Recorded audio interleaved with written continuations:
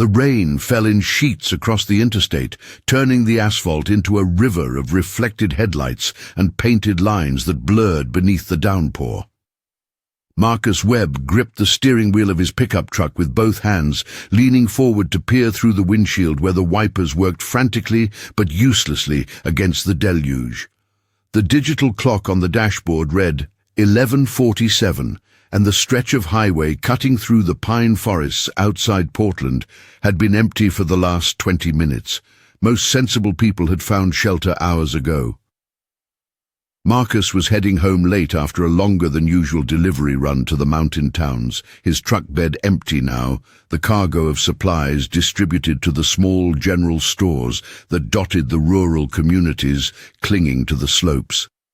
He'd made this drive 1,000 times, knew every curve and dip, every place where the road narrowed or where deer liked to cross. The familiarity made the long hours bearable, gave him time to think, to plan tomorrow's schedule, to remember to pick up groceries before Maria got home from school. The lights appeared suddenly around a bend, flickering red and blue through the curtain of rain, distorted by the water streaming down his windshield.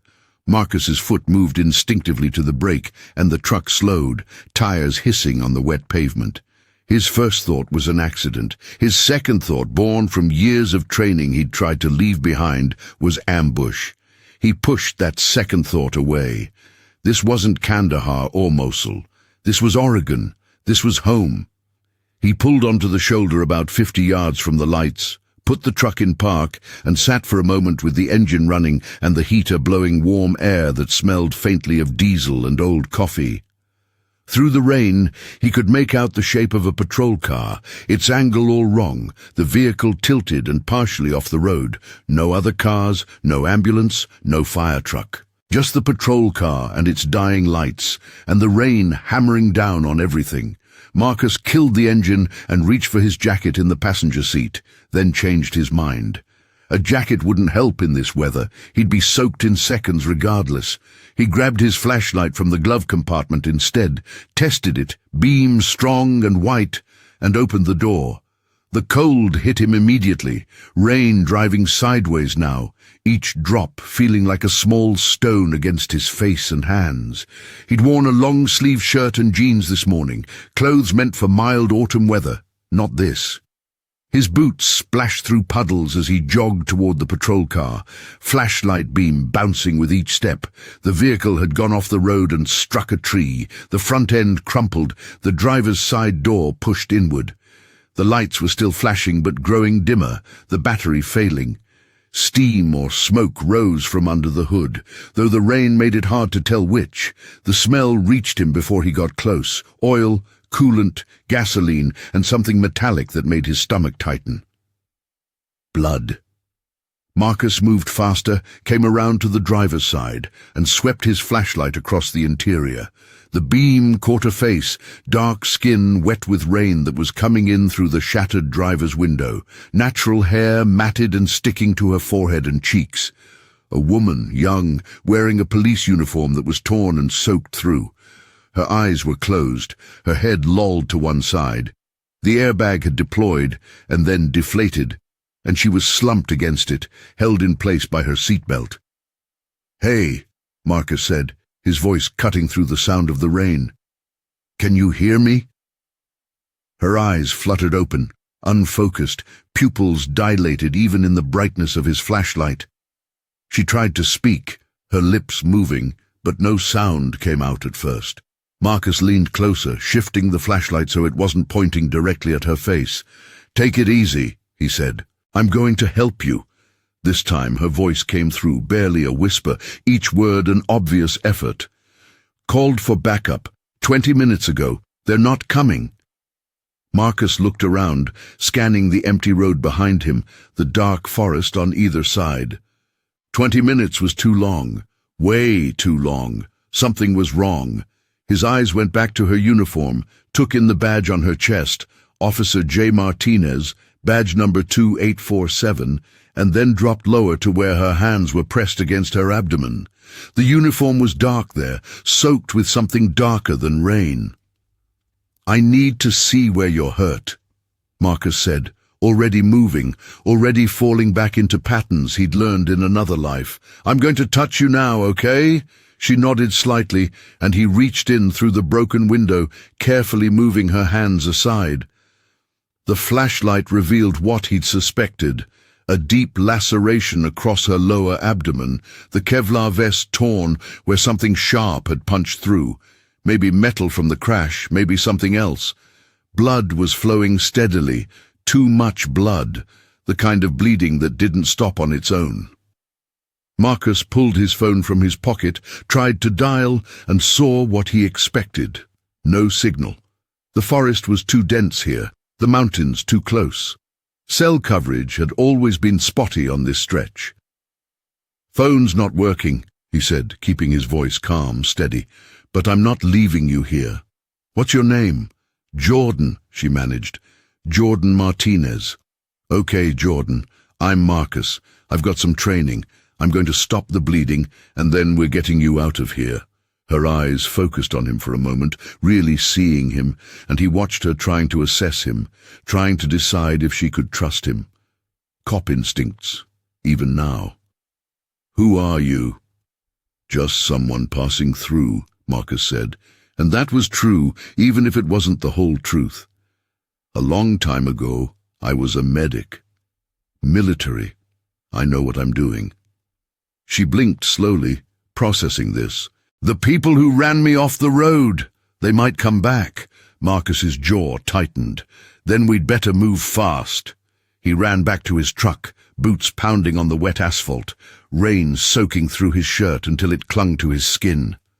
The cold didn't register anymore. His mind was already moving through a checklist, muscle memory taking over despite the years. In the back of the truck, hidden under a tarp and some empty crates, was a metal case he'd kept from his service days. He'd told himself 100 times he should get rid of it, that keeping it was pointless, that he wasn't that person anymore. But he'd never been able to throw it away, and now he understood why. The case was olive drab, military issue, scratched and dented from use. Marcus flipped the latches and opened it under the inadequate shelter of his truck bed. Inside, packed neatly in foam, was everything he'd need. Hemostatic gauze, trauma bandages, chest seals, a tourniquet, surgical gloves, scissors, tape, even some expired but probably still functional pain medication. He grabbed what he needed, stuffed it into his pockets, and ran back. Jordan's eyes were closed again when he reached her. "Jordan," he said sharply, "stay with me." "I need you awake." Her eyes opened halfway. "Cold." "I know. We're going to fix that." Marcus snapped on a pair of surgical gloves, the latex tight against his hands. "I'm going to cut your seatbelt and then get you out of here, but first I need to pack this wound." "It's going to hurt. I'm not going to lie to you." "Everything already hurts." "Fair point." Marcus worked quickly, cutting through her uniform to expose the wound fully. It was worse than he'd thought, a deep puncture, possibly nicking the peritoneum. Internal bleeding was likely. She needed surgery, needed it soon. But that wasn't an option right now. Right now, all he could do was buy her time. He tore open a package of hemostatic gauze, the kind that promoted clotting, and began packing the wound. Jordan screamed, her back arching against the seat, her hands coming up to push him away. Marcus caught her wrists gently, but firmly. "I know," he said, his voice steady, despite the way his heart was hammering. "I know it hurts. But if I don't do this, you bleed out in the next 10 minutes, so I need you to hold on. Can you do that for me?" She was breathing hard, her face twisted in agony, but she nodded. Marcus continued packing the wound, methodical and thorough, every movement practiced and precise. The rain continued to pour down, soaking him completely, but his hands stayed steady. This was what he'd been trained for. This was what he'd done in the mountains of Afghanistan, in the deserts of Iraq, in places without names on maps where men died if you made a single mistake. When the wound was packed, he wrapped it with a trauma bandage, pulling it tight, securing it with practiced efficiency.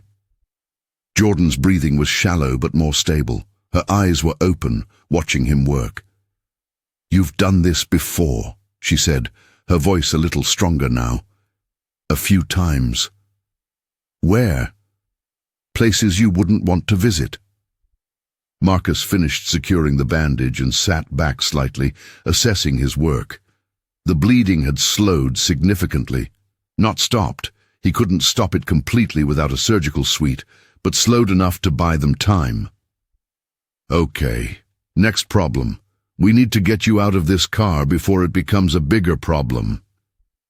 "What kind of problem?" "The kind that involves fire." Marcus could smell gasoline more strongly now, could see where the fuel line had ruptured. One spark and this whole thing would go up. "Can you move your legs?" Jordan tried, winced. "Not really." "Then I'm going to have to carry you." Marcus pulled out his pocket knife, flicked it open, and cut through her seatbelt. The webbing parted with a snap, and Jordan sagged forward. He caught her, one arm under her shoulders, the other under her knees, and lifted. She was lighter than he expected, maybe 130 soaking wet, and the adrenaline made it easier. He turned and started walking away from the car, moving as quickly as he dared on the slick pavement. They'd made it about 30 feet when Jordan said, "Wait." Marcus kept walking. "No time. My weapon's still in the car. Not worth dying for. It's department property. I'm responsible." The explosion cut her off, a sudden roar and bloom of orange light that lit up the forest. Marcus felt the heat wash over his back, felt Jordan flinch against him, and he broke into a run, putting more distance between them and the burning wreck. Pieces of metal and glass rained down around them, hissing as they hit puddles. The flames roared despite the rain, fed by gasoline and oil and everything else flammable in the vehicle. Marcus didn't stop until they were 100 yards away, and even then he only slowed, not stopping completely until they were well off the road and into the tree line, where the forest offered some shelter from the wind. He lowered Jordan carefully onto a bed of pine needles that was only slightly less wet than everything else, propped her up against a tree trunk. "You okay?" he asked, checking her bandage, making sure the explosion hadn't jostled anything loose. Jordan stared at the burning patrol car, her face illuminated by the distant flames. "That was my ride. Better the car than you." She looked at him, really looked at him, taking in his face, his eyes, the way he moved with absolute certainty even in chaos.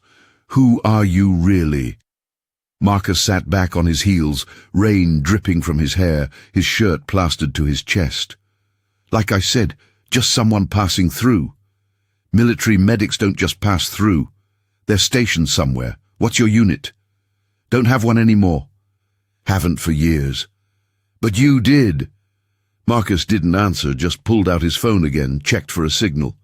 Still nothing. They were going to have to walk to the main road, or at least to somewhere high enough to get reception, and Jordan couldn't walk, which meant carrying her again. "Tell me what happened," he said instead. "You said someone ran you off the road?"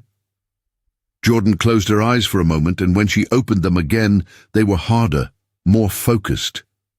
The shock was wearing off, being replaced by something else. Anger, maybe. Determination. "I was following a suspect. Small-time dealer we've been watching, but we think he's connected to something bigger, cartel operation. He made me, called for backup, and suddenly I had 2 vehicles boxing me in. They forced me off the road, into that tree. I hit my head, crashed through my vest somehow when the steering column collapsed. By the time I came to, they were gone. They left you for dead. Guess they figured the crash would finish the job." Marcus considered this, his mind working through the implications. Cartel. Of course it was cartel. It was always cartel these days. The Sinaloa operation had spread north from California years ago, setting up distribution networks through the Pacific Northwest. He'd read about it in the papers, heard about it on the news, done his absolute best to ignore it. That was law enforcement's problem, not his. He wasn't that person anymore.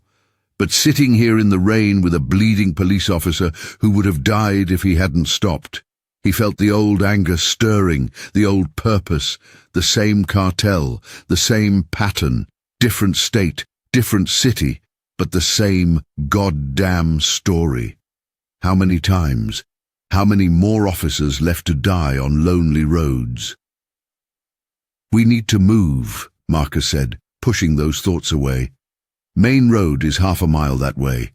I can get a signal from there, call an ambulance. I can't walk." "I know, I'll carry you." "You can't carry me half a mile." Marcus looked at her steadily. "Yes, I can." He lifted her again, this time settling her into a fireman's carry, her weight distributed across his shoulders. It wasn't comfortable, for either of them, but it was efficient. He could maintain this for a while if he had to, and he would have to. The walk was brutal. Every step jostled Jordan, making her bite back cries of pain. The rain showed no signs of stopping, and the path through the forest was treacherous with exposed roots and slick leaves. Marcus's boots found purchase where they could, his legs burning with the effort of carrying her weight plus his own through the difficult terrain. His breath came harder, his heart pounding, but he didn't stop. Couldn't stop. This was the mission now, and you didn't quit on a mission. "Tell me about your family," Jordan said after a few minutes, her voice strained but audible over the rain. "Why?" "Need something to focus on, besides the pain." Marcus adjusted his grip slightly, kept walking. "Got a daughter. 11 years old, smart kid, too smart sometimes. What's her name?" "Sophia." "She know what you did? In the military?" "She knows I was a medic. Doesn't know the details." "Why not?" "Because I don't want her to carry that weight." Marcus's voice was quiet but firm. "She doesn't need to know about the things I saw, the things I had to do. She gets to be a kid. That's the whole point." Jordan was quiet for a moment, then said, "Your wife? Is she at home?" Marcus's step faltered just for a second before he caught himself and continued. "No." "Divorced?" "Dead." The word came out flat, matter-of-fact. 5 years ago. "I'm sorry." "Don't be. Just stay alive. That's all I need from you right now." They lapsed into silence after that, Jordan conserving her strength, Marcus focusing on putting one foot in front of the other. The trees thinned gradually, and he could see the glow of the main highway ahead, the occasional flash of headlights as cars passed. Civilization. Help. He emerged from the tree line with Jordan still on his shoulders, stepped onto the shoulder of the highway and flagged down the first vehicle he saw. A semi-truck with Oregon plates. The driver's face briefly visible in the cab before the truck pulled over with a hiss of air brakes. The driver climbed down, a broad-shouldered man with dark skin and greying hair, took one look at Jordan and Marcus and immediately pulled out his phone. "Jesus Christ! What happened?" "Car accident," Marcus said, lowering Jordan carefully onto the drier ground near the truck's massive tires. "She needs an ambulance, now." The trucker was already dialing. "Yeah, I need emergency services. Interstate 26, eastbound, mile marker 47. Police officer injured, looks bad." He rattled off the details, then hung up. "They're coming." 10 minutes, they said. Marcus nodded, checked Jordan's bandage again, still holding. Her face was pale, her lips tinged with blue, but she was conscious and breathing. That was something. "You did that?" the trucker asked, gesturing to the bandage. "Yeah." "You're a doctor?" "Was a medic." The trucker looked at Marcus with something like awe. "You saved her life, man." Marcus didn't respond, just stayed with Jordan, one hand on her shoulder, keeping her grounded, keeping her present. The trucker waited with them, not speaking, just present, and Marcus was grateful for that. Some people felt the need to fill silence with words. This man understood that silence could be a comfort. The ambulance arrived in 8 minutes, not 10, lights blazing and siren wailing. Paramedics jumped out, a man and a woman, both moving with practiced efficiency. The woman, Hispanic with her hair pulled back in a tight bun, knelt beside Jordan and immediately began assessing her. "What happened?" she asked, her hands already checking vitals, examining the wound. "Car accident," Marcus said. "Single vehicle, hit a tree. Deep laceration to the abdomen, possible internal bleeding. I packed it with hemostatic gauze about 20 minutes ago." The paramedic looked up at him sharply. "You did this?" "Yeah." She turned her attention back to the bandage, carefully lifting the edge to examine his work. Her partner, a younger black man with nervous energy, watched over her shoulder. The woman let out a low whistle. "This is textbook trauma care," she said. "Military." "Used to be." "Well, you saved her life." She'd have bled out without this. The paramedic started an IV line, hung a bag of saline. "Okay, let's get her loaded up." They worked quickly, transferring Jordan to a stretcher, securing her, wheeling her toward the ambulance. Marcus stepped back, his job done, ready to fade into the background. But Jordan reached out, caught his wrist as they passed. "Thank you," she said, her voice weak but sincere. Marcus nodded. "Stay safe, Officer Martinez." "Jordan. Call me Jordan. Stay safe, Jordan." They loaded her into the ambulance, and the female paramedic turned back to Marcus before climbing in. "Police will want a statement. Don't leave, okay? I'll be here." The ambulance pulled away, sirens screaming, and Marcus was left standing on the side of the highway with the trucker and the rain. He felt suddenly exhausted, the adrenaline draining away and leaving nothing but fatigue and the cold. His clothes were soaked through, his muscles aching, and all he wanted was to go home, take a hot shower, and forget this night ever happened. But the paramedic was right. The police would want a statement. He'd have to wait. 2 patrol cars arrived within minutes, lights flashing. 4 officers emerged, all with their hands near their weapons, until they identified Marcus and the trucker as civilians. One of them, a young white officer with a buzz cut and the bearing of someone fresh from the academy, approached. "You the one who found Officer Martinez?" "That's right." "We're going to need you to come with us. Give a full statement." "Can I drive myself?" "Follow you to the station." The officer looked uncertain, glanced back at his partner, a woman with dark hair pulled into a neat braid. She shrugged. "Yeah, that should be fine. You're not a suspect, just a witness." Marcus nodded, walked back to his truck that was still parked on the shoulder where he'd left it, and climbed into the cab. The heater had long since turned off, and the interior was cold, but at least it was dry. He started the engine, pulled out onto the highway, and followed the patrol cars toward the city. The drive gave him time to think, time to process what had just happened.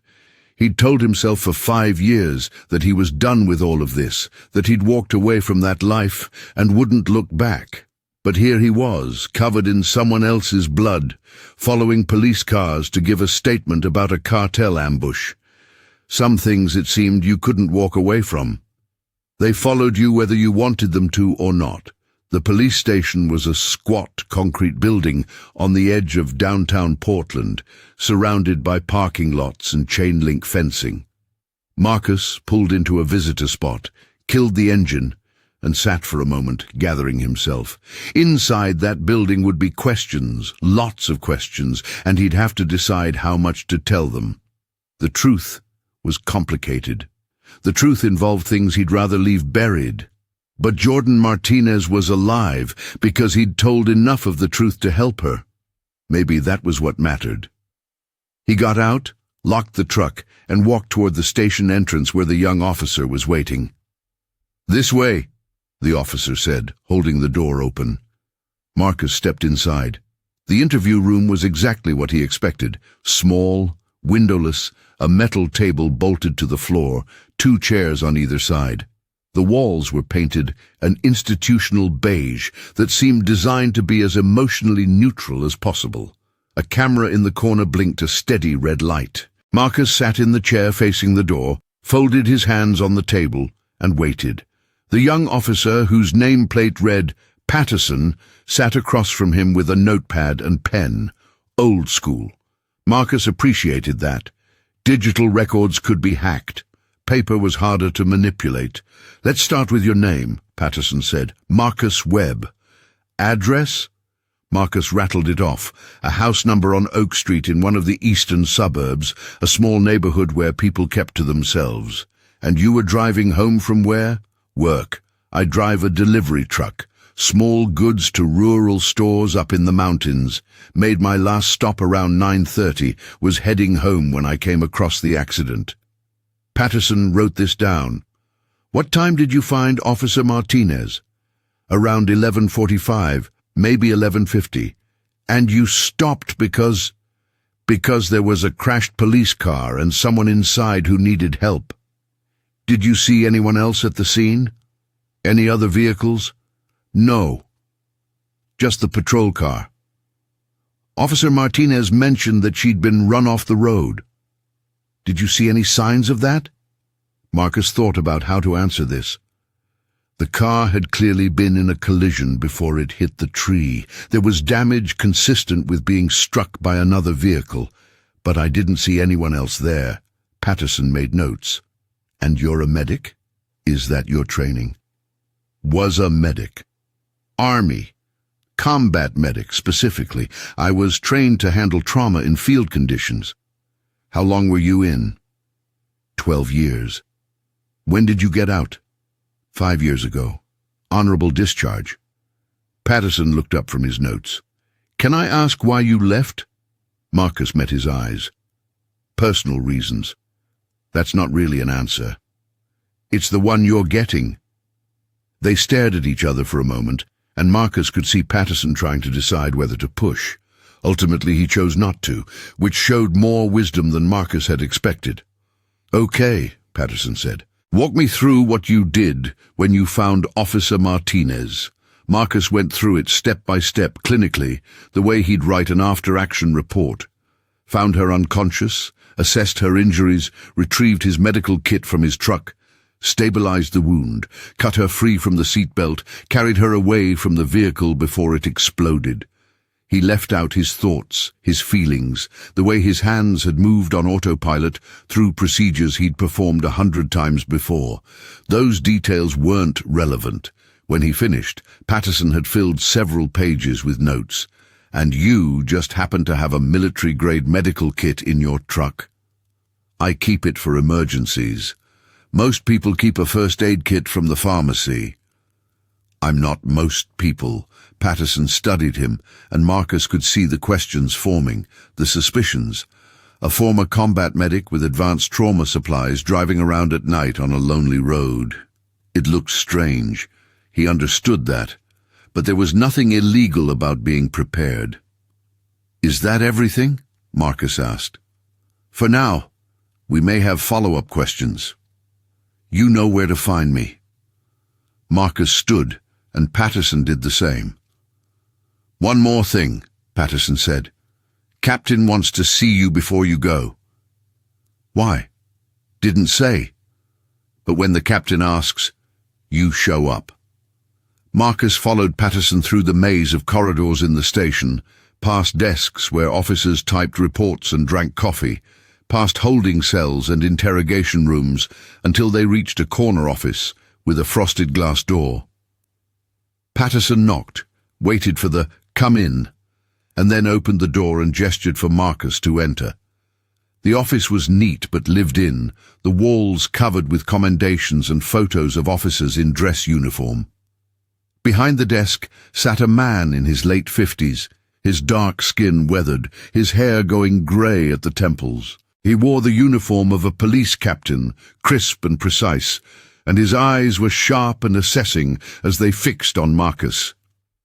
"Mr. Webb," the man said, standing and extending his hand across the desk.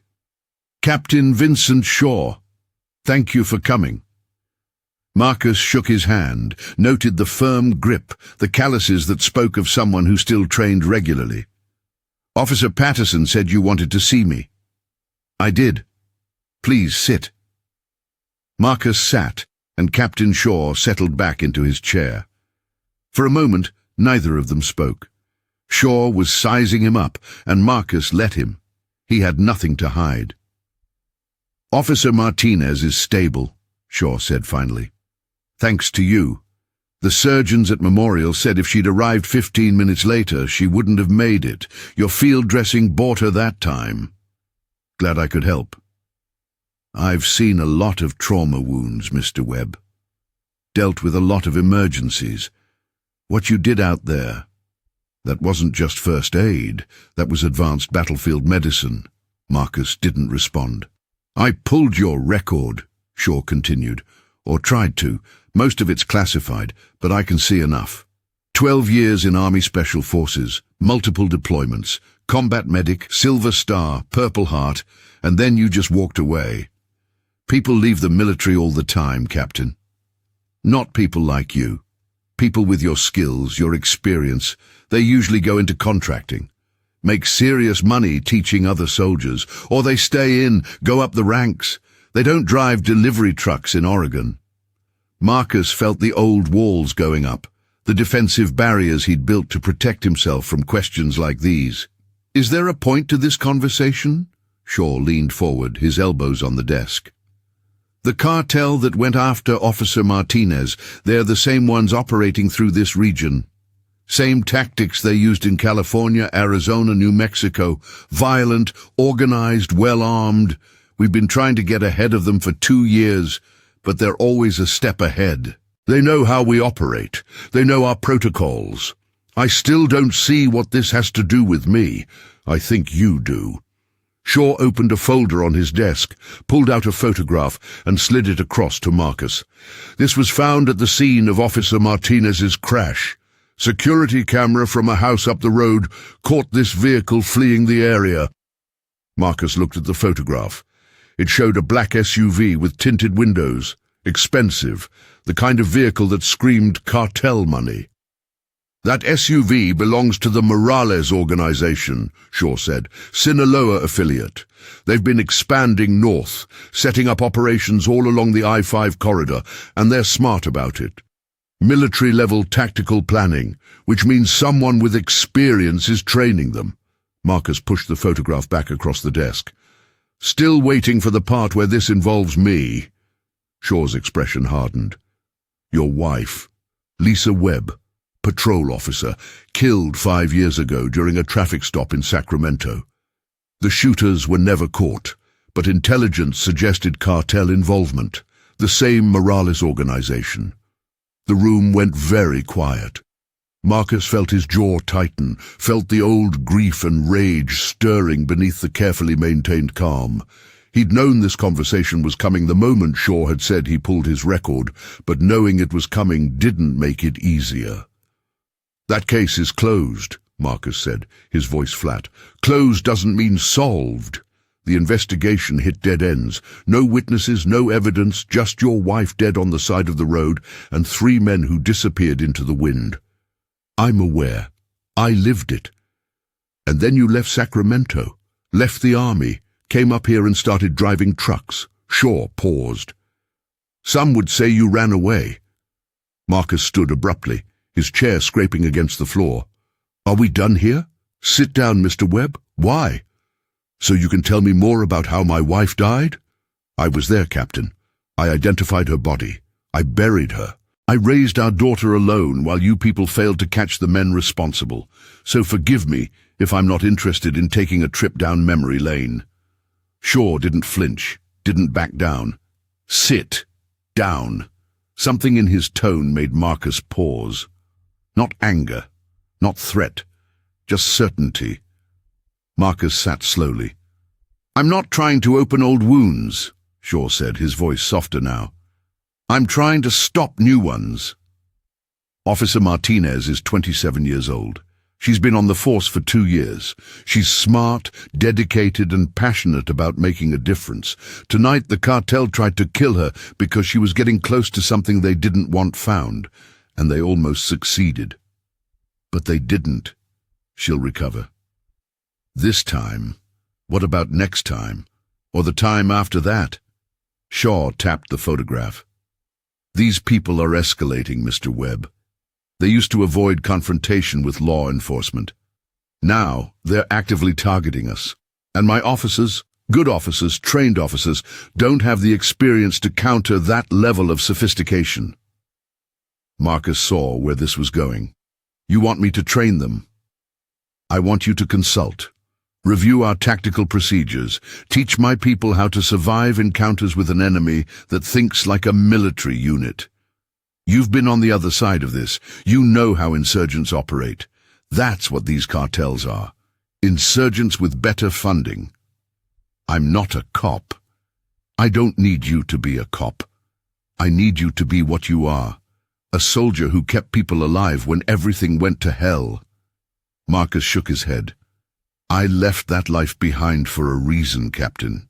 I have a daughter to think about. Getting involved with cartel investigations is a good way to end up dead, or worse, to make her a target. The best way to protect your daughter is to stop the people who killed her mother. The words hung in the air between them, heavy and undeniable. Marcus wanted to argue, wanted to walk out of this office and never look back. But Shaw was right. The cartel wasn't going to stop. They were going to keep expanding, keep killing, keep destroying families, just like they'd destroyed his. If I did this, Marcus said slowly, I wouldn't be going into the field. I'd be strictly an advisor, review your plans, train your people, and that's it. That's all I'm asking. And you clear it with everyone. I'm not working with officers who resent having a civilian telling them what to do. I'll make sure they understand the situation. Marcus looked at the photograph again, at the black SUV that represented everything he'd tried to leave behind. Then he thought about Jordan Martinez, bleeding out in the rain, whispering that backup wasn't coming. He thought about Lisa, dead on the pavement 5 years ago. He thought about Sophia, growing up without her mother, and all the other children who would grow up without parents if this continued. When do I start? He asked. Shaw allowed himself a small smile. Tomorrow, 8 a.m. I'll introduce you to the team. Marcus stood, and this time Shaw didn't stop him. He walked to the door, then paused with his hand on the handle. Captain? This doesn't change anything. I'm not that person anymore. No, Shaw agreed. You're someone better. You're that person who chooses to help anyway. Marcus left without responding. He walked through the station, past the desks and the officers and the whole machinery of law enforcement, got in his truck and drove home through streets that were finally starting to dry as the rain let up. The dashboard clock read 3:15 a.m. Sophia would be asleep. He could slip in quietly, shower, and maybe get a few hours of sleep before morning came, and everything changed again. His house sat at the end of a quiet cul-de-sac, a small ranch-style place with a yard that needed mowing and paint that needed refreshing. It wasn't much, but it was theirs. He pulled into the driveway, killed the engine, and sat for a moment in the darkness, gathering himself. Inside, the house was quiet. He moved through the living room, furniture bought second-hand, Sophia's drawings covering the fridge, a stack of her schoolbooks on the coffee table, and down the hall to her room. The door was open a crack, the way she liked it, and he pushed it gently wider. Sophia was asleep in her bed, one arm thrown over her head, her dark hair splayed across the pillow. She looked so peaceful, so innocent, and Marcus felt the familiar ache in his chest. She looked like Lisa. Same face shape, same expressions. Every day she grew older, the resemblance became stronger. He pulled her door closed quietly and went to his own room, stripped off his wet clothes, and stood under a hot shower until his skin turned red and the last of the cold finally left his bones. When he climbed into bed, exhaustion pulled him under almost immediately. But his dreams were full of rain and blood and flashing lights, and a voice whispering that backup wasn't coming. Morning arrived too soon. Marcus woke to his alarm at 6:30, groggy and stiff, every muscle in his body protesting from the previous night's exertions. He lay in bed for a moment, staring at the ceiling, seriously considering calling Shaw and backing out. He could still walk away. He didn't owe anyone anything. But then he heard Sophia's voice from the kitchen, talking to herself the way she did when she was making breakfast, and he remembered why he'd agreed to help in the first place. Not for revenge, not for closure, but to make sure other kids didn't lose their parents. He got up, dressed in clean clothes, jeans, a plain button-down shirt, his work boots, and went to the kitchen. Sophia was at the stove, carefully flipping a pancake. She'd inherited Lisa's love of cooking, though at 11 she was still learning. "Morning, Dad," she said without turning around. "Want pancakes?" "Sure. Since when do you make pancakes on a school day?" "Since I woke up early and couldn't get back to sleep." She slid a pancake onto a plate, added 2 more and carried it to the table. "You got home late last night. I heard you come in." Marcus poured coffee, took a pancake from the pile. "Had to stop and help someone. Car accident." Sophia's eyes widened. "Was anyone hurt?" "Yeah, but they'll be okay." "Did you use your medic stuff?" "Little bit." She studied him the way only a daughter can, seeing through his casual tone to the truth beneath. "You're doing that thing where you don't tell me the whole story." "What thing?" "That thing where you act like it's no big deal, but actually it was a big deal." Marcus smiled despite himself. "When did you get so smart?" "I've always been smart." "You just didn't notice." She took a bite of pancake, chewed thoughtfully. "You're going somewhere today." "Not work." "How do you know that?" "You're wearing your button-down shirt. You only wear that when you have to look professional." "Okay, you're definitely too smart." Marcus finished his coffee. "I'm going to help the police department for a while. Training stuff. Teaching them medical procedures. Like your army stuff. Sort of. But safer." Sophia didn't look convinced, but she didn't push. That was another thing she'd learned from Lisa, when to let something go. "Okay, but be careful, okay?" "Always am." After breakfast, Marcus drove Sophia to school, watched her disappear into the building with her backpack and her determination to be too grown up, and then headed toward the police station. The morning was clear, the storm from last night completely gone, leaving the streets washed clean and the air sharp. Traffic was light. He made good time. Captain Shaw met him in the lobby at exactly 8 a.m., along with a woman Marcus didn't recognize. Late 30s, Hispanic, with intelligent eyes and the bearing of someone used to command. "Mr. Webb," Shaw said, "this is Lieutenant Carmen Rodriguez. She'll be your primary liaison.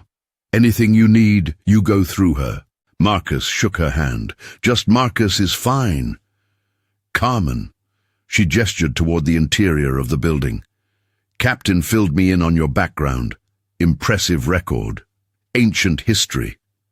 Not so ancient that you forgot how to save a life." Carmen led them through the station to a conference room where a dozen officers waited, all in uniform, all watching Marcus with varying degrees of curiosity and skepticism. "Everyone, this is Marcus Webb. He'll be consulting with us on tactical procedures and combat medicine. I expect everyone to give him your full cooperation."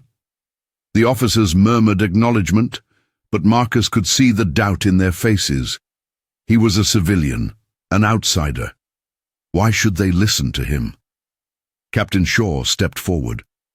"I know some of you are wondering why we're bringing in outside help. The simple answer is that we're facing a threat that's evolving faster than our training can keep up with. The cartel operating in this region has military-level tactical training. They plan operations like soldiers, they move like soldiers, and they fight like soldiers.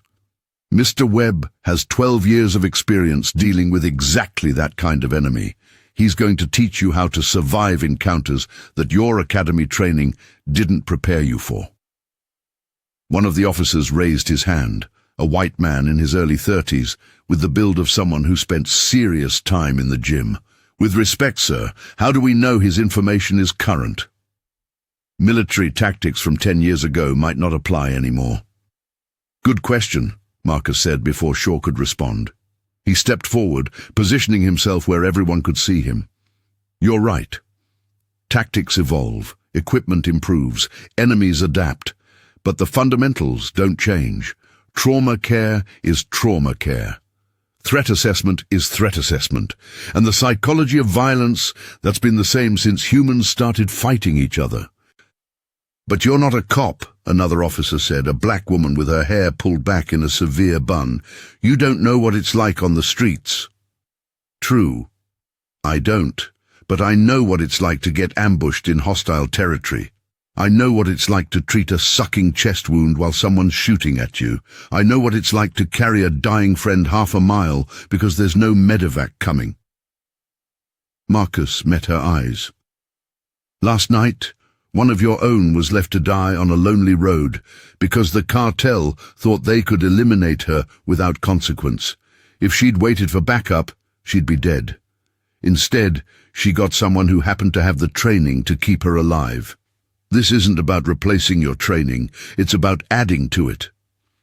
The room was quiet now, the skepticism replaced by something else, attention, respect maybe, or at least willingness to listen. We'll start with basics, Marcus said. Combat medicine. How to triage in the field, how to treat traumatic injuries when you can't wait for paramedics. Then we'll move into tactical awareness, reading environments, anticipating ambushes, operating in hostile territory. By the time we're done, you'll be better equipped to face what's coming. Carmen stepped forward. We've set aside 3 hours every morning this week for training. After that, we'll reassess based on need. Any questions? No one spoke. All right then, Carmen said. Let's get started. The next 3 hours were intensive. Marcus walked them through basic trauma care, how to pack a wound, how to apply a tourniquet correctly, how to recognize when someone was going into shock and what to do about it. He used training dummies, simulated wounds, and made them practice until their hands moved automatically. Muscle memory was everything. In a crisis, you didn't have time to think, you just reacted. Most of the officers picked it up quickly. They were trained observers, used to high-stress situations, and the medical procedures made sense to them. A few struggled with the hands-on aspect, squeamish about the realistic wounds Marcus had set up. He was patient with them, walking them through it step by step but firm. If they couldn't handle fake blood, they definitely couldn't handle the real thing. During a break, Carmen approached him. You're good at this. I've had practice. Teaching. Keeping people calm while they learn things they don't want to think about. Marcus watched the officers getting coffee, talking among themselves. How many of them have been in actual gunfights? About half. The rest have been lucky so far. Lucky doesn't last. That's why you're here, Marcus turned to face her. What's the real situation with the cartel? Shaw gave me the overview, but I need details. What are we actually dealing with? Carmen glanced around, making sure no one was close enough to overhear. The Morales organization moved into Portland 2 years ago. Started small. Distribution, money laundering, the usual. But 6 months ago, things escalated. They hit a rival crew, killed 4 people, burned their operation to the ground. Since then, they've been expanding aggressively. And they're not afraid of law enforcement anymore. They used to avoid us. Now, they challenge us. What changed? We don't know. But intelligence suggests they brought in someone with military experience, someone who's training their enforcers in tactical operations. That's what we're up against. Marcus processed this. A cartel with military training was dangerous enough, but a cartel being actively trained by someone with professional experience, that was a different level of threat. You have any leads on who's doing the training? Nothing solid. DEA has some theories, but no names. What about Martinez? What was she investigating that got her targeted? She was following a low-level dealer we picked up last week. He mentioned something about a big shipment coming in, a warehouse operation. Jordan was trying to verify the location when they went after her. You think they knew she was a cop? Must have. The level of coordination, 2 vehicles, forcing her off the road at a specific location where cell coverage drops, that wasn't spontaneous. That was planned. Marcus felt the familiar chill of tactical analysis. Carmen was right. That kind of operation required reconnaissance, planning, and execution, military-level thinking. Which means they have someone inside, or they're conducting surveillance on your offices. That's our working theory. And you're still planning to hit their warehouse? Carmen nodded. Friday night. We've got the location confirmed, we've got a warrant being prepared, and we've got tactical backup from the state police. This is the biggest operation they've set up in our jurisdiction. If we can take it down, we cripple their distribution network. Or you walk into an ambush. That's why you're here. To make sure that doesn't happen. Marcus thought about this. A warehouse raid against an enemy with military training. Multiple variables, lots of ways for things to go wrong. He'd need to see their operational plan, review the warehouse location, assess potential threats, and he'd need to do it in 3 days. I want to see everything, he said. Blueprints of the warehouse, surveillance photos, intelligence reports, everything you have. I'll have it ready by this afternoon. And I want to talk to Martinez. Get her perspective on what happened, what she saw. She's still in the hospital, but I can arrange it. Good. Because if we're going to do this, we're going to do it right. I'm not losing any more officers to these people. Carmen studied him for a moment, and Marcus saw understanding in her eyes. She knew what drove him. She knew this wasn't just about tactics or training. This was personal. We'll get them, she said quietly. The people who killed your wife. Maybe. But that's not why I'm doing this. Then why? Marcus looked past her, at the officers getting ready to resume training. Young faces, determined faces, people who'd chosen to put themselves in danger to protect others, because someone has to, and it might as well be me. That afternoon, after the training session ended, Marcus sat in a conference room with Carmen and reviewed the intelligence on the warehouse operation. The building was in an industrial district on the east side of the river, surrounded by other warehouses and factories, most of which operated during the day but were empty at night. Perfect location for a clandestine operation. The surveillance photos showed a 2-story structure, concrete and steel, with large bay doors for loading and unloading. Multiple access points, front entrance, back loading dock, side door, roof access via an external staircase. The building had been abandoned for years before the cartel moved in. How many people do we think are inside at any given time? Marcus asked. Based on surveillance, anywhere from 6 to 12. They rotate in shifts, probably to avoid drawing attention. Armed. Heavily. We've seen them carrying semi-automatic weapons. Possibly full auto, though we can't confirm that. Marcus traced possible approach routes on the blueprint. What's your plan? Carmen opened a tactical folder. We go in with 2 teams. Team 1 hits the front entrance with a battering ram and flashbangs. Team 2 secures the back loading dock. Once we have both exits locked down, we clear the building room by room. That's a standard dynamic entry. Against a normal operation, it would probably work. But if they have military training, they'll be expecting it. They'll have fortified positions, overlapping fields of fire, maybe even IEDs at the entry points. You send your people through those doors, and you're feeding them into a kill zone. Carmen's expression tightened. So what do you suggest? Marcus studied the blueprints, his mind running through scenarios. You need to change the pattern. Instead of hitting both doors simultaneously, you create a diversion at the front while your main force goes through an unexpected entry point. Here, he tapped the side of the building, there's a service door that the surveillance probably missed. It's away from the main operations area. You breach there with a small team, move quietly, establish position inside, and then coordinate your assault from within while the front team creates noise and draws attention. That's risky. Splitting our forces, going in with minimal backup. It's riskier to do what they expect. Look, these people have already shown they're willing to kill cops. They ran Martinez off the road without hesitation. If they're in that warehouse and they see your teams coming through the front door, they'll fight.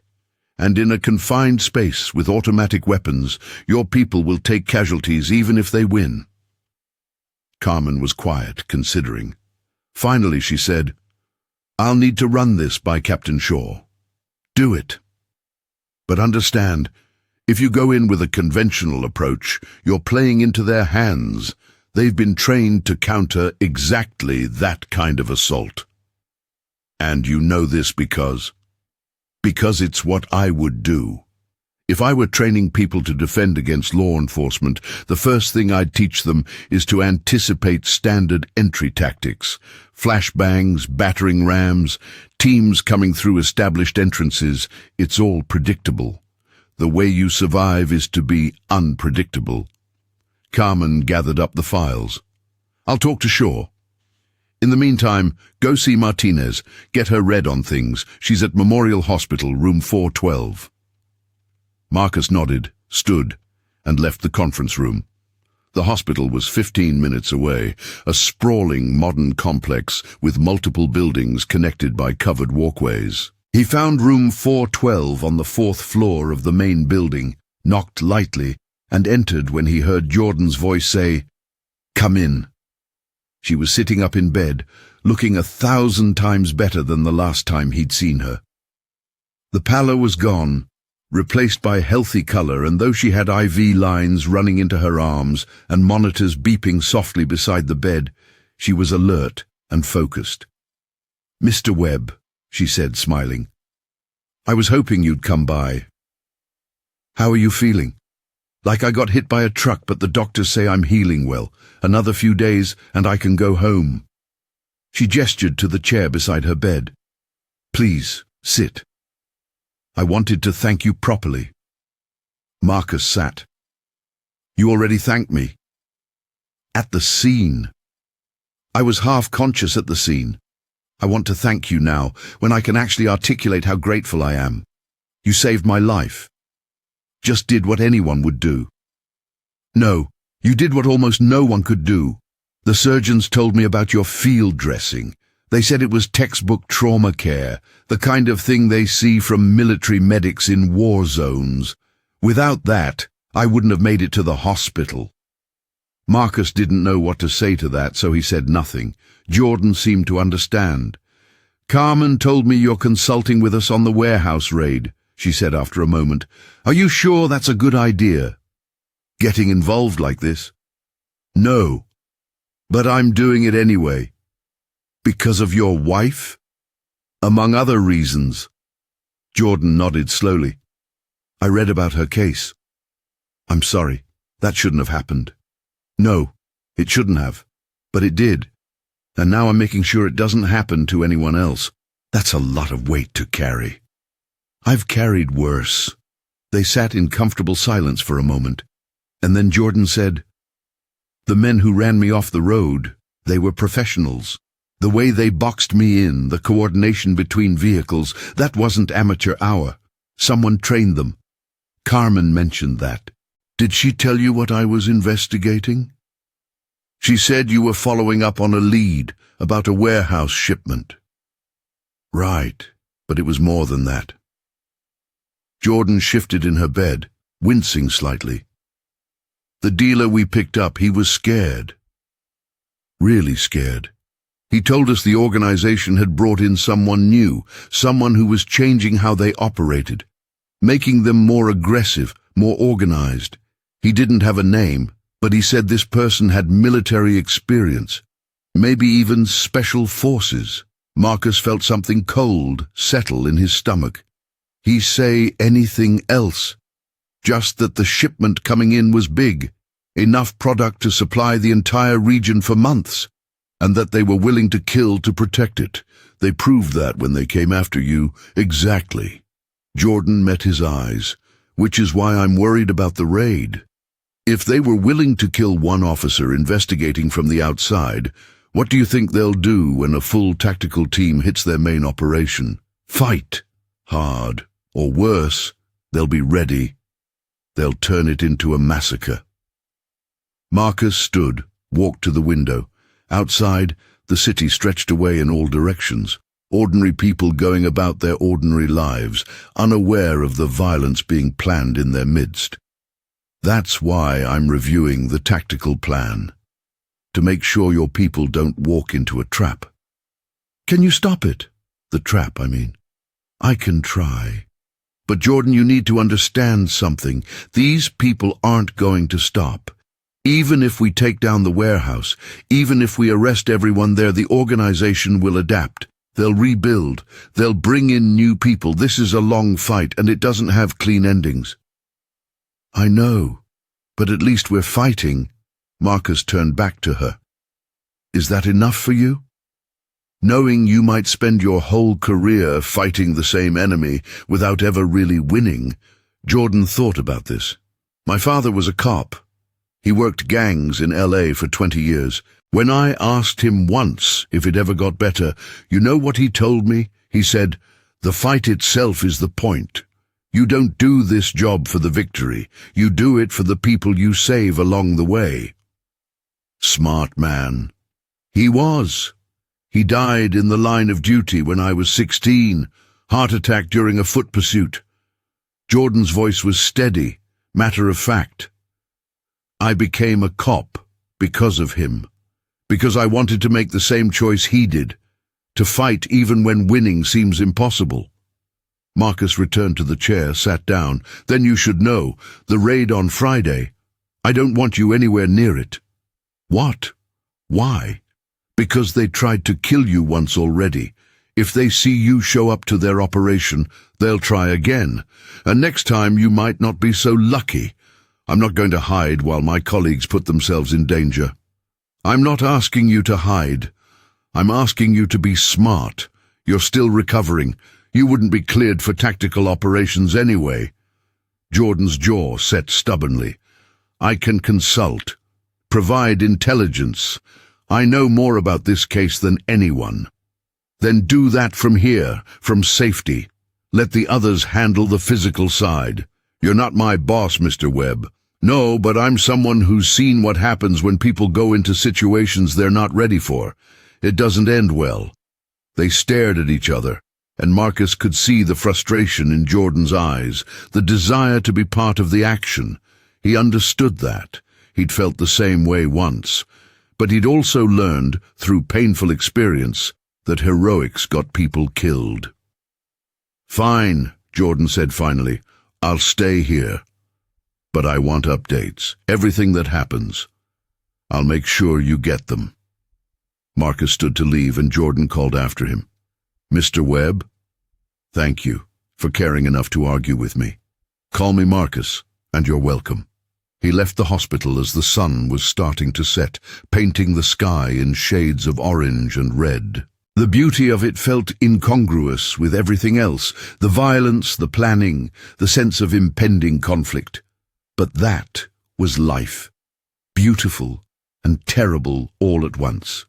He drove home, made dinner for Sophia, helped her with homework, and tucked her into bed with the same routine they'd followed for 5 years. Normalcy, stability, the things he'd built to replace what they'd lost. But that night, after Sophia was asleep, Marcus didn't go to bed. Instead, he sat at the kitchen table with the files Carmen had given him, studying them by lamplight, analyzing every detail of the warehouse and the planned operation. He made notes, sketched alternate approaches, identified potential problems. Somewhere in Portland, the cartel was making their own plans, and Marcus intended to make sure his side was better prepared. The next 2 days passed in a blur of training sessions, tactical reviews, and planning meetings. Marcus worked closely with Carmen and Captain Shaw, refining the approach to the warehouse raid, drilling the officers on trauma care and tactical awareness. He pushed them hard, demanding precision, accepting nothing less than excellence. Lives depended on getting this right. On Thursday evening, 24 hours before the planned raid, Captain Shaw called a final briefing. The conference room was packed with officers, both the Portland PD tactical team and backup units from the state police. Maps and photographs covered the walls. A three-dimensional model of the warehouse sat on the center table. Shaw stood at the front of the room, commanding attention without effort. Tomorrow night at 11 p.m., we execute operation on the target warehouse. Based on intelligence and tactical consultation, we're implementing a modified entry plan. Lieutenant Rodriguez will walk you through the details. Carmen stood, activated the projector. A satellite image of the warehouse appeared on the screen. Standard approach would be simultaneous breach at front and rear entries. We're not doing that. Instead, we're dividing into 3 teams. Team Alpha, 6 officers, will stage at the front entrance. At exactly 11:10, they'll make noise, flashbangs, shouting, ram the door but don't enter.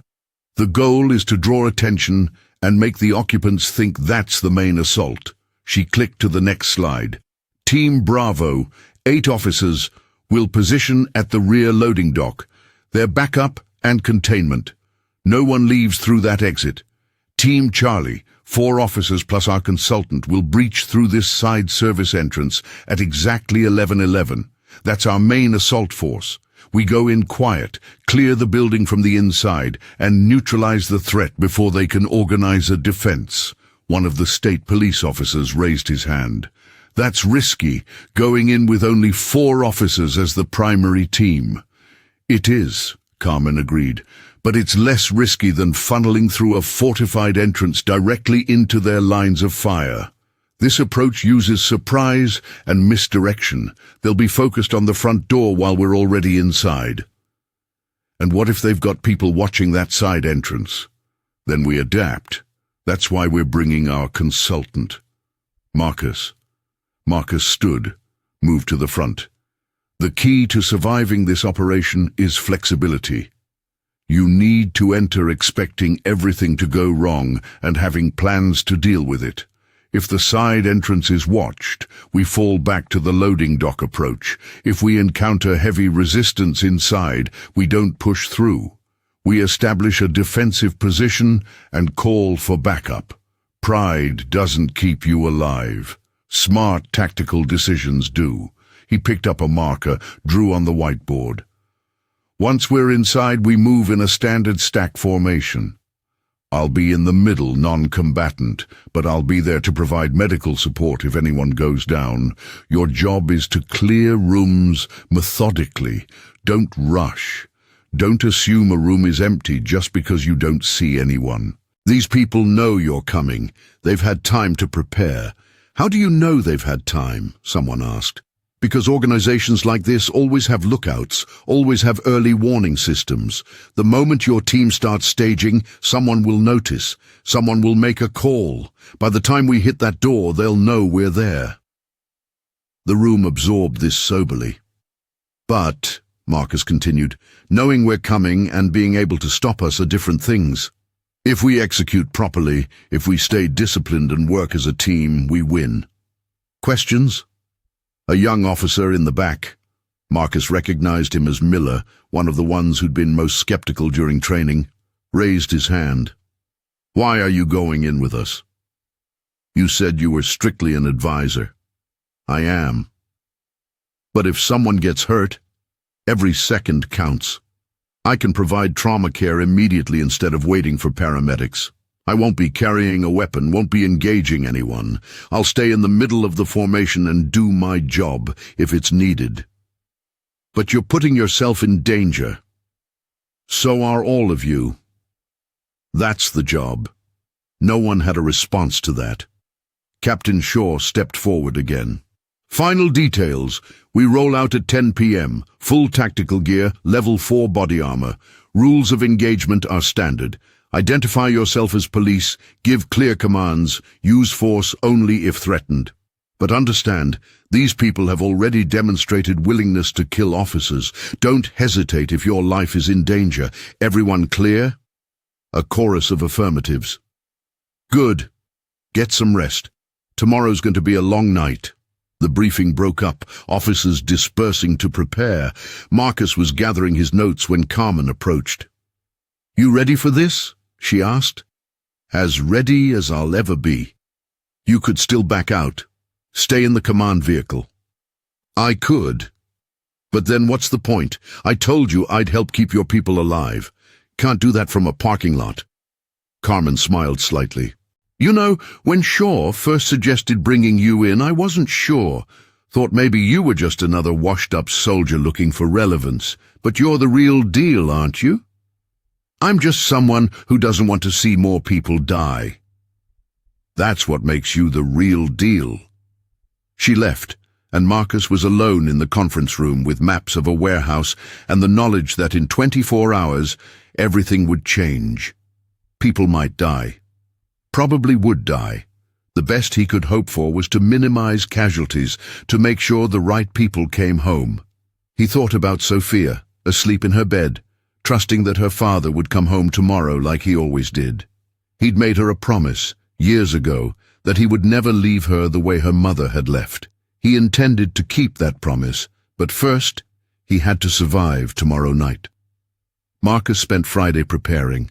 He checked and rechecked his medical kit, ensuring everything was stocked, that nothing had expired, that he had multiple options for every scenario. Tourniquets, hemostatic gauze, chest seals, pressure bandages, airway equipment, pain medication, everything organized, accessible, ready. He picked Sophia up from school, took her to her friend's house for a sleepover, a favor he'd arranged earlier in the week, telling her friend's mother only that he had an emergency work situation.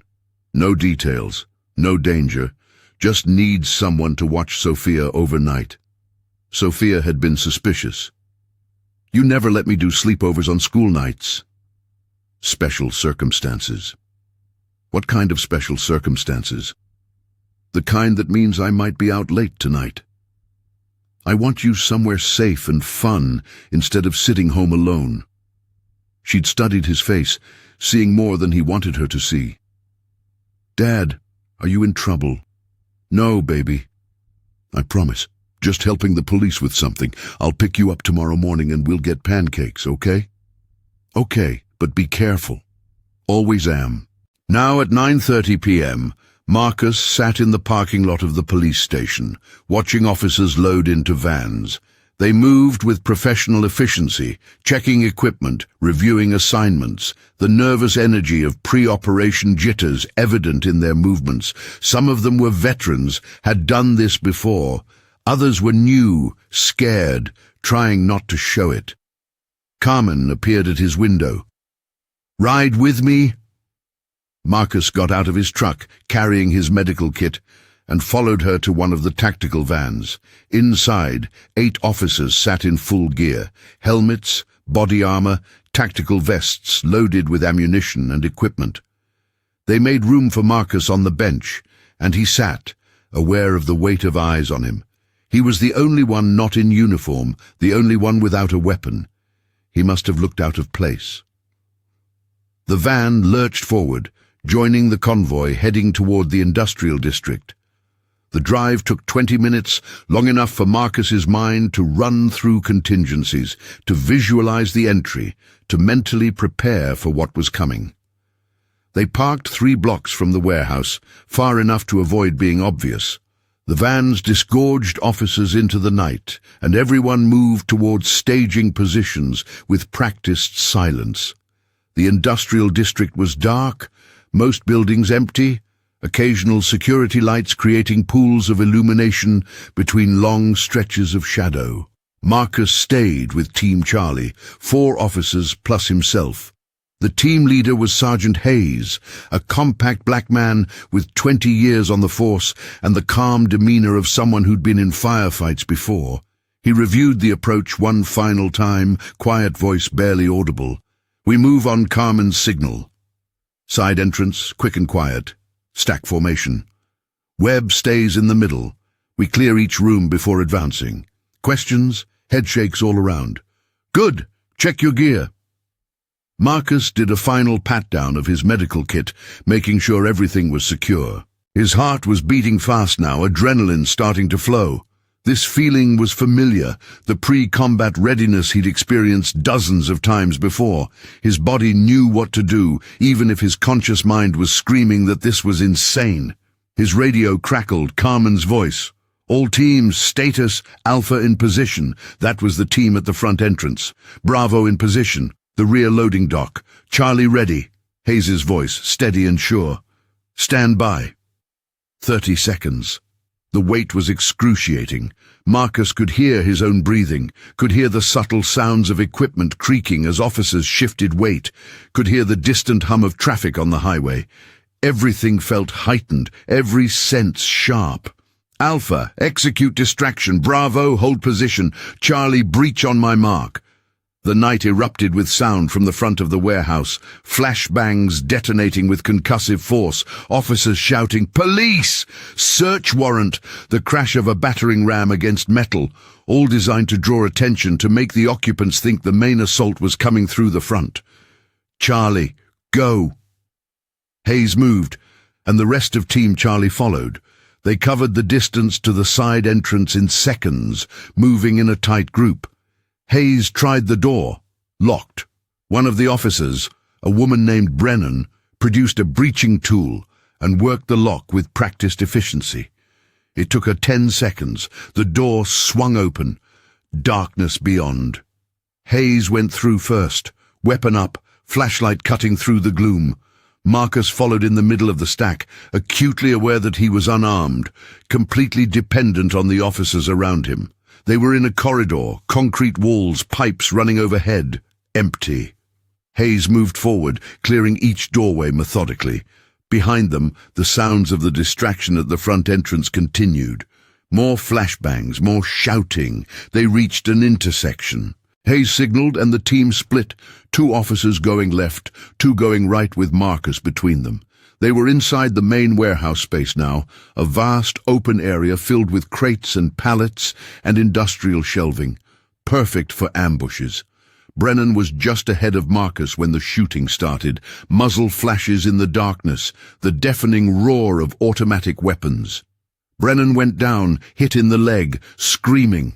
Marcus dove for her, dragging her behind a concrete pillar as bullets sparked off metal all around them.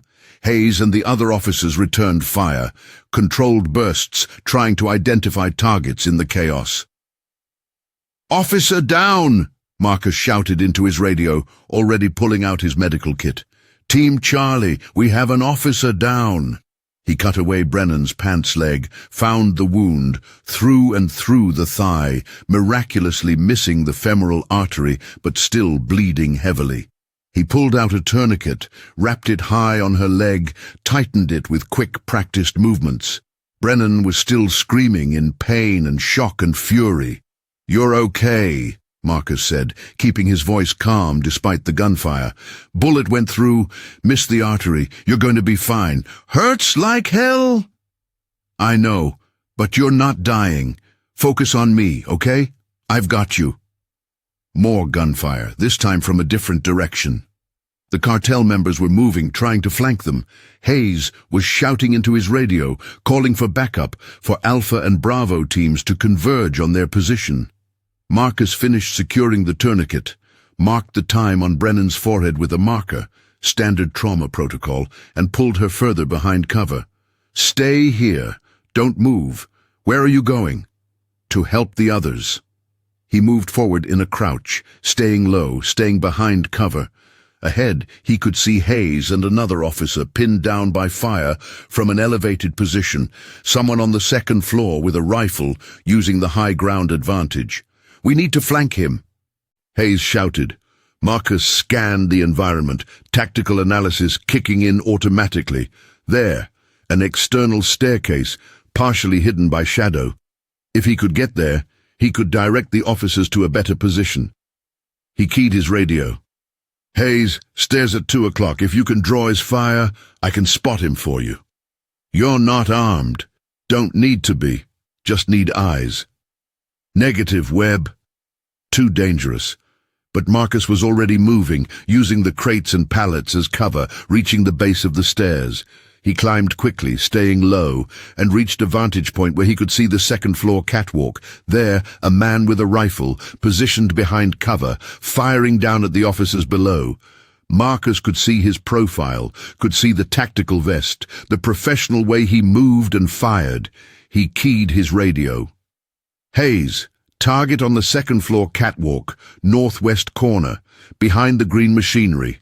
He's leaning out to fire. Rhythm is every 5 seconds. Copy, stand by." Marcus watched, counting. The shooter leaned out, fired a burst. 1, 2, 3, 4, 5. Hayes's shot was perfect. The shooter jerked, dropped his rifle, collapsed. "Target down," Hayes confirmed.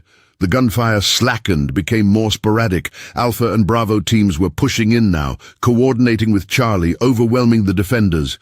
It took another 5 minutes of controlled chaos, but eventually the shooting stopped. The warehouse lights came on, revealing the scene in harsh fluorescent reality. Marcus came down from the stairs, found Brennan where he'd left her, pale but stable. Paramedics were rushing in now, taking over her care.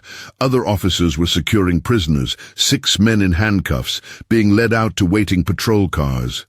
Carmen found Marcus in the warehouse, checking him for injuries, even though he hadn't been hit. "You okay?" "Fine." Brennan took a round, but she'll recover. "I heard. You saved her life." "Just did my job." "Your job was to consult, not climb into active firefights." Marcus looked at her evenly. "My job is to keep people alive. Sometimes that means going where the fighting is." Carmen shook her head, but she was smiling. "You're crazy, you know that." "I've been told. The warehouse operation yielded results. 20 kilos of cocaine, cash, weapons, and most importantly, intelligence, documents, computer records, information that connected the Portland operation to larger networks across the West Coast. It was a significant victory, one that would disrupt the cartel's operations for months. But it came at a cost. Officer Brennan would recover, but she'd need months of physical therapy. 2 other officers had minor injuries, and Marcus knew with absolute certainty that the cartel would retaliate. They always did. Captain Shaw held a debrief at 3 a.m., everyone exhausted, running on adrenaline and coffee.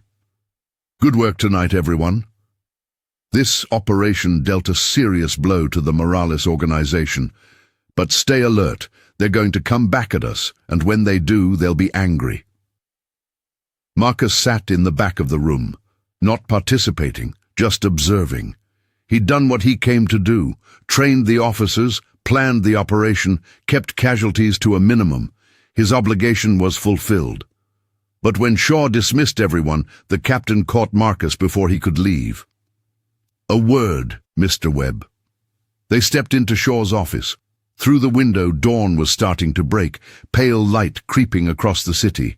Shaw sat behind his desk, looking older than his years, the weight of command evident in the lines of his face. "You did good tonight," Shaw said. "Better than good. You saved lives. Brennan saved her own life by being in the right position. I just stopped the bleeding. Don't downplay it. Without you, we'd have multiple casualties, maybe fatalities." Shaw paused. "I want you to stay on. Permanent consultant. Work with us full-time." Marcus had known this was coming. "No. Why not?" "Because I have a daughter to raise. Because I'm not a cop. Because this isn't my fight." "You keep saying that, but your actions suggest otherwise." "My actions tonight were a one-time thing. You needed help. I provided it. Now it's done." Shaw leaned back in his chair. "What if I told you we found something tonight?" Something connected to your wife's case. Marcus went very still. What did you find? Documents in the warehouse. Communications between the Morales organization and their operation in Sacramento from 5 years ago. Shaw opened a folder, pulled out photocopies of text messages. They reference an operation against a police officer. Date matches when your wife was killed. Names match the suspects we could never identify. Marcus took the papers with hands that didn't quite feel like his own. He read the messages. Clinical detachment warring with old rage. Plans to ambush a patrol officer. Confirmation that it was completed successfully. Congratulations on eliminating a problem. Lisa. They were talking about Lisa. We've forwarded this to Sacramento PD, Shaw said quietly. They're reopening the case. With this evidence, they can make arrests. Marcus set the papers down carefully on the desk. Thank you for telling me. Is that all you have to say? What else is there? This doesn't bring her back. Doesn't change what happened. No. But maybe it gives you closure. Marcus stood. Closure is a myth, Captain. There's no such thing. There's just learning to carry the weight better. He left the office, left the station, drove home as the sun rose fully over Portland. The city looked clean and new in the morning light, as if the night's violence had never happened. People were starting their days, going to work, living normal lives. He envied them that normalcy. Sophia was waiting when he arrived to pick her up from the sleepover, bouncing on her toes with the energy only 11-year-olds possessed. Can we get pancakes now? Absolutely. They went to their favorite diner, sat in their usual booth, ordered too much food. Sophia chatted about her sleepover, about school, about her friends. Normal, safe, the things that mattered. Dad? She asked between bites of pancake. Are you done helping the police now? Marcus considered lying, then decided she deserved better. I think so. Last night was what they needed help with. Now they can handle things on their own. Good. I was worried. About what? That you'd decide to do it full time, and then something would happen to you. She looked at him with eyes too old for her age. I already lost Mom. I can't lose you too. Marcus reached across the table, took her hand. You're not going to lose me. I promise. You promise you'll be careful? I promise. She smiled, reassured by his words, even though they both knew promises couldn't guarantee safety. But sometimes, promises were all you had. The next few weeks passed quietly. Marcus returned to his delivery route, driving supplies to mountain stores, living his peaceful, ordinary life. He heard through Carmen that the arrests had been made in Sacramento. 3 men, all connected to the Morales organization, all charged with Lisa's murder.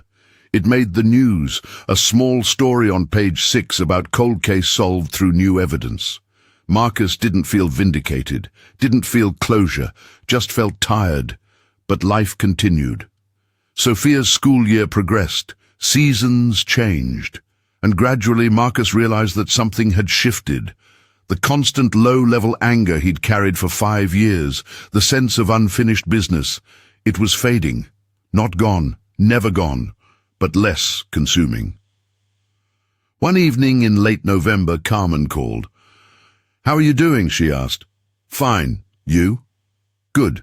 Listen, I wanted to let you know. We've been implementing the training protocols you taught us, making them permanent part of our officer development, and we're getting results. Fewer injuries on operations, better tactical awareness. You made a real difference. Glad to hear it. There's something else. Officer Martinez, Jordan. She's been talking about starting a civilian first response training program, teaching regular people basic trauma care. She wants to know if you'd be willing to help. Marcus thought about this. Civilians learning medical skills, people trained to help each other when emergencies happened. What would that look like? Classes once a week, evening sessions, teaching CPR, wound care, basic triage. Nothing advanced, just enough to keep someone alive until paramedics arrive. Why Jordan? Because almost dying made her realize how unprepared most people are, and she wants to change that. Marcus remembered Jordan lying in the rain, bleeding out, whispering that backup wasn't coming. Remembered carrying her through the forest. Remembered the terror of thinking he might not save her. "I'll think about it," he said. "That's all I'm asking." 2 days later, Marcus met Jordan at a coffee shop.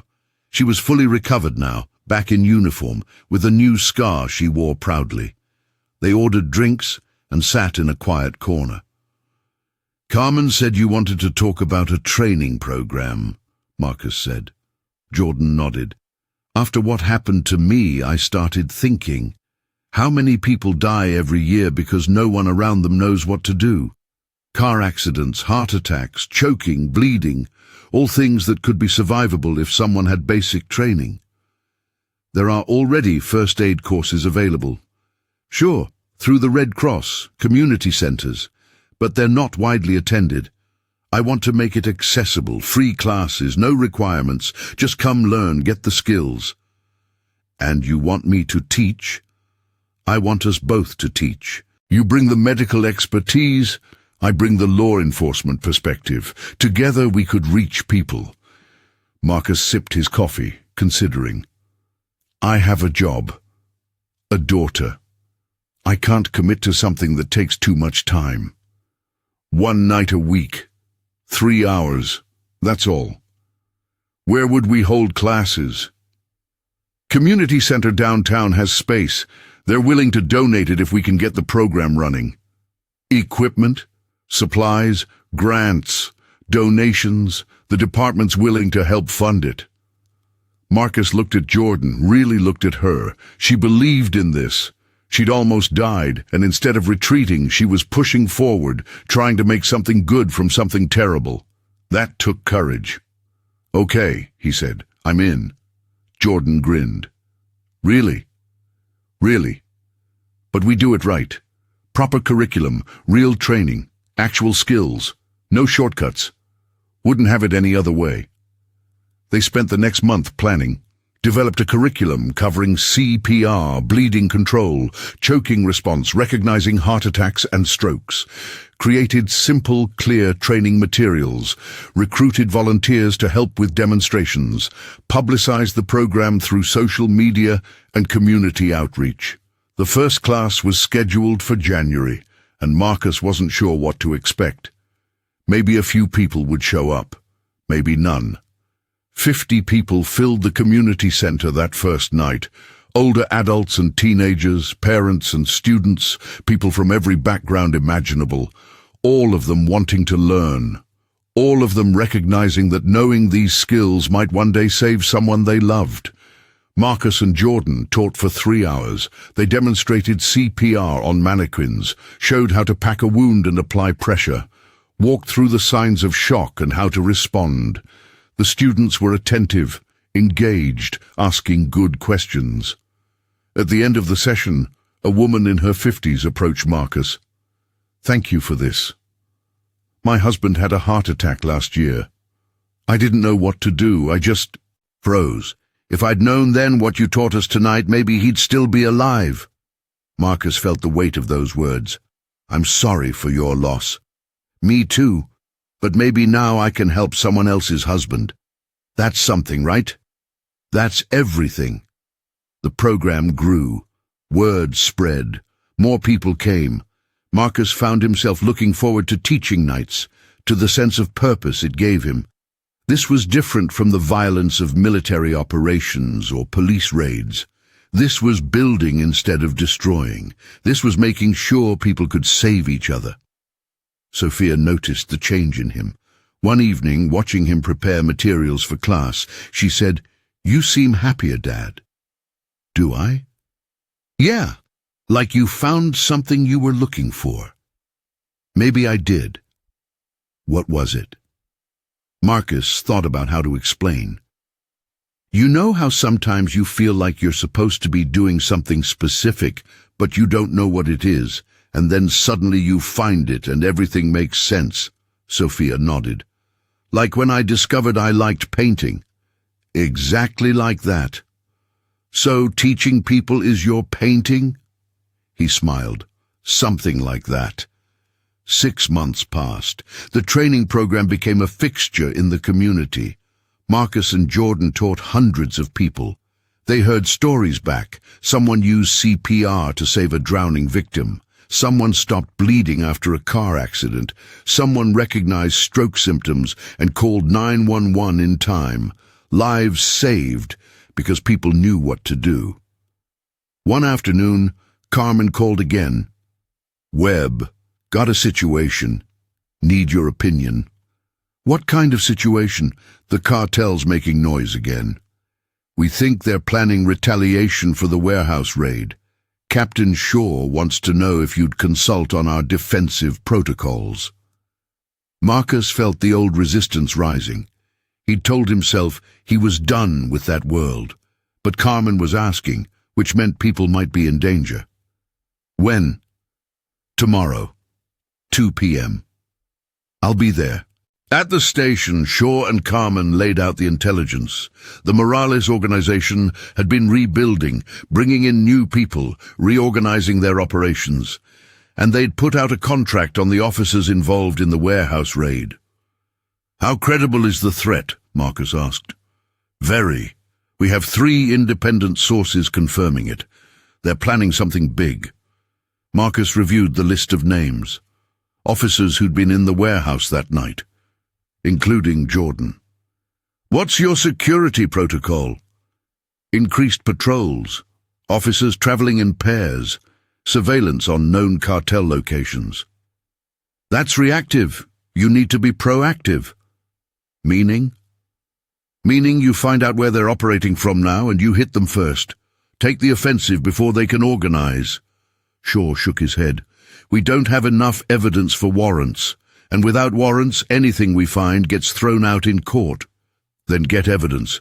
Work your informants, build the case, but do it fast before they make their move. We're trying. But these things take time. You don't have time. If there's a contract out, they're already in motion. The warning proved prophetic.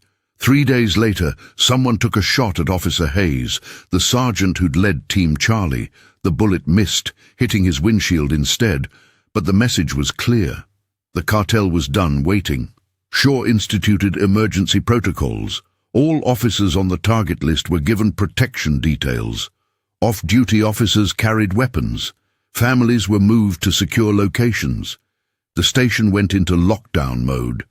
And Marcus, against every instinct telling him to stay out of it, found himself back in the middle of everything. I need you to review our security measures, Shaw said. Find the weaknesses before they do. Marcus spent a week analyzing the police department's defensive posture. He identified vulnerabilities, predictable patrol routes, inadequate surveillance in certain areas, officers whose daily routines were too consistent. He made recommendations, implemented changes, trained officers in counter-surveillance techniques, but he knew it wasn't enough. Defense only went so far. Eventually, the cartel would find an opening. The attack came on a Tuesday evening. Jordan was leaving a training session at the community center when 2 men approached her in the parking lot. They had guns, they had intent, they had orders. What they didn't have was the element of surprise. Marcus had been waiting. He'd known Jordan was the most vulnerable target. Public location, predictable schedule, visible presence in the community. He'd posted himself nearby, watching, ready. When the 2 men approached, Marcus was already moving. He came up behind the first one, disarmed him with a wristlock he'd learned decades ago, put him face first into the pavement. The second man turned, raising his weapon, and Marcus was on him before he could fire. A strike to the throat, a leg sweep, the gun clattering away across the asphalt. Jordan had her service weapon out, covering both men from behind her car. Police! Don't move! Marcus stepped back, hands visible, letting her take control. She called for backup, kept the suspects covered until patrol cars arrived minutes later. Later in the station, Shaw looked at Marcus with something like awe. "You've been watching her.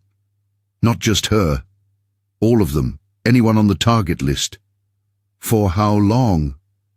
"Since you told me about the contract." "That's 3 weeks." "Yeah. You have a job. A daughter." I adjusted my schedule. Shaw shook his head slowly. "Why didn't you tell us?" "Because if I told you, you'd have tried to stop me. Or worse, you'd have assigned officers to do it, which would have pulled resources from other areas. This way, you had an extra pair of eyes without using up manpower. You could have been killed. And so could Jordan, and Hayes, and all the others. I wasn't going to let that happen." Carmen, who'd been listening silently, said, "The men we arrested are talking. They're giving up their contacts, their organization. This is going to break the retaliation plot wide open." "Good," Marcus said. "Then maybe we can all get back to normal." But Shaw wasn't done. "There's something you need to understand, Webb.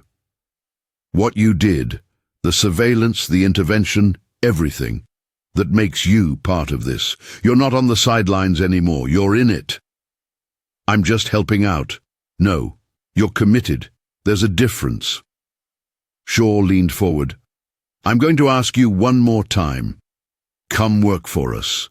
Not as an officer, as a specialized consultant. Your job would be exactly what you've been doing. Training, security assessment, protecting our people, but officially with support and resources." Marcus looked at Carmen, at Shaw, at the station around him.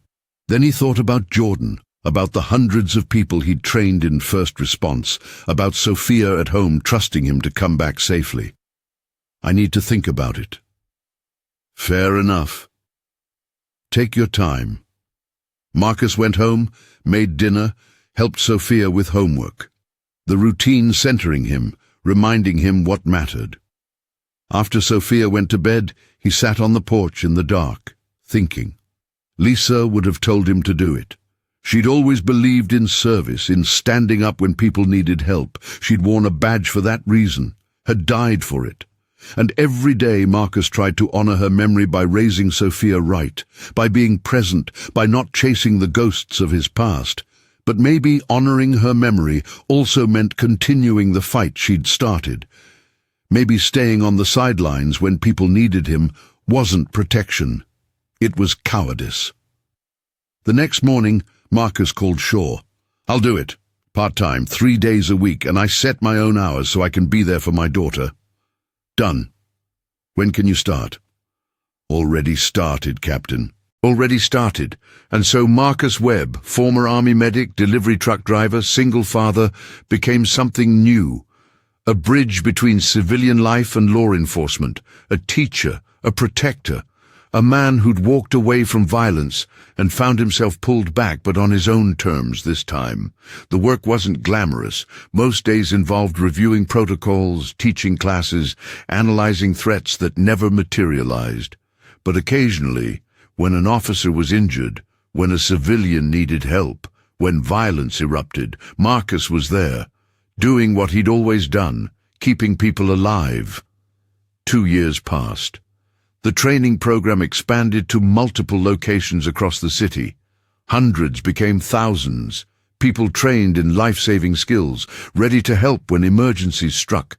The police department's casualty rate dropped as officers implemented better tactical procedures. The cartel's influence waned as arrests mounted and operations were disrupted, and Marcus found something he'd thought lost forever. Purpose that didn't require him to sacrifice everything else he valued. On a spring morning, Marcus stood in front of his newest training class. 50 faces looked back at him, eager and nervous. At the back of the room, Sophia sat with Jordan, both of them there to support him. Sophia was 13 now, taller, starting to look more like her mother every day. "Welcome to emergency first response training," Marcus began. "Over the next few weeks, I'm going to teach you skills that might save someone's life. Maybe a stranger's, maybe a loved one's, maybe your own. These aren't complicated techniques. They're simple, practical, and proven. But you have to be willing to act when the moment comes. Because the hardest part isn't knowing what to do, it's having the courage to do it. He saw understanding in their faces, fear too. That was natural. Fear kept you alert, kept you careful. The trick was not letting it stop you. Most people freeze in emergencies, Marcus continued. It's a normal response. Your brain sees danger and tries to protect you by shutting down. But we're going to train that response out of you. We're going to practice until your hands move automatically, until helping becomes instinct. And when you're done, you'll walk out of here knowing that if someone needs help, you can provide it. That's power. That's real power. Not over others, but over circumstances, over fear, over helplessness. He picked up a training mannequin. Let's start with CPR. Who here knows what to do if someone's heart stops? A few hands went up, tentative. Good. Now let me show you how to do it right. For the next 3 hours, Marcus taught. He demonstrated, guided, corrected, encouraged, just like he'd done hundreds of times before.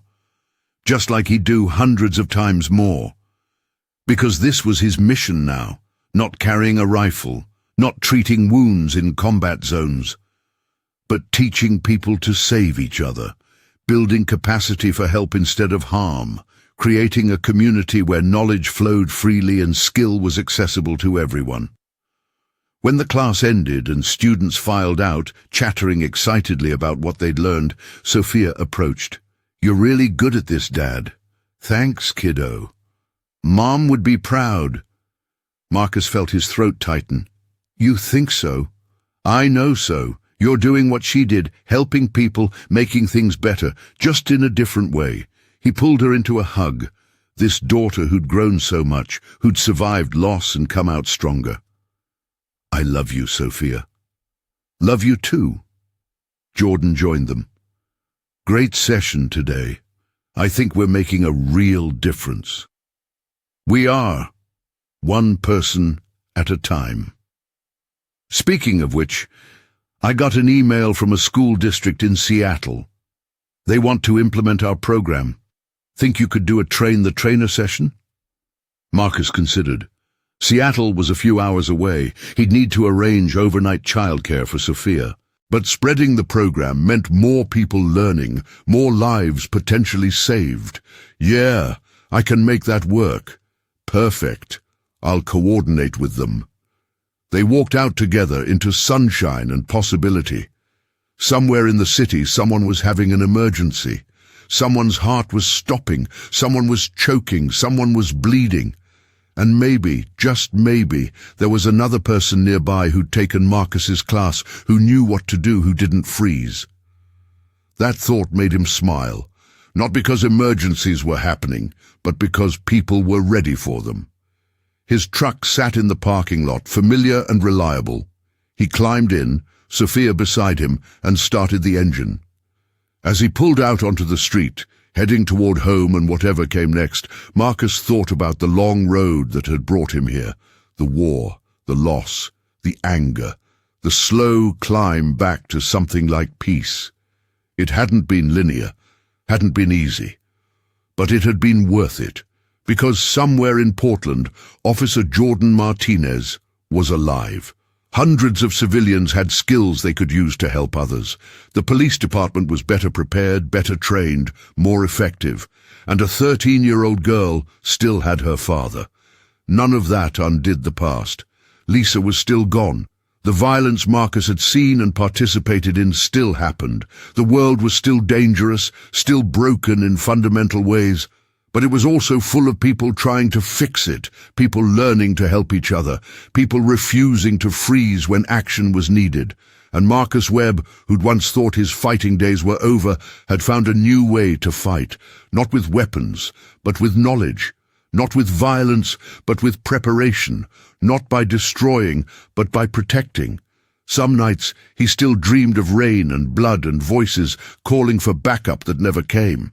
But more often now, he dreamed of classrooms full of students, of lives saved by simple interventions, of a daughter growing up safe and strong. Those were good dreams, worth fighting for, worth teaching for, worth living for. And as he drove through streets filled with people living their ordinary lives, working, shopping, laughing, loving, Marcus felt something he hadn't felt in years. Contentment. Not happiness, exactly. The scars ran too deep for that. But contentment. The sense that he was where he belonged, doing what he was meant to do. The bracelet on his wrist caught the light, its worn surface reflecting the sun. Never leave a fallen. He'd carried those words through war and loss and everything after, and he'd realized, finally, what they truly meant. Not just saving people in the moment of crisis, but making sure the people around them had the skills to save them too, creating communities where help was always nearby because everyone knew how to provide it. That was the mission now, and he'd keep fighting it. One class at a time, one student at a time, one saved life at a time for as long as he was able. Because that's what Lisa would have wanted. That's what Sophia needed. And that's what Marcus Webb, former soldier and current teacher, finally understood to be his true calling. Not the warrior who brings death, but the healer who prevents it. Not the destroyer, but the builder. Not the fighter, but the teacher. And in that role, he'd found his peace.